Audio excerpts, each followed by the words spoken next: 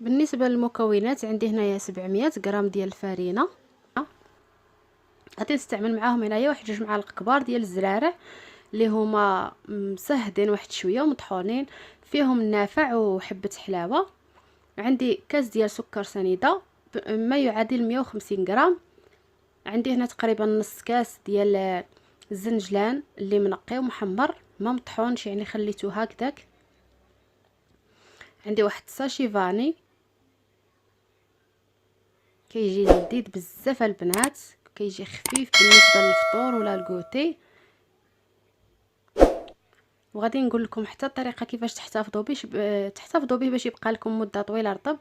عندي هنايا بيضه وحده كامله، وغادي ندير واحد القبيصه ديال الملح لتصحيح الذوق.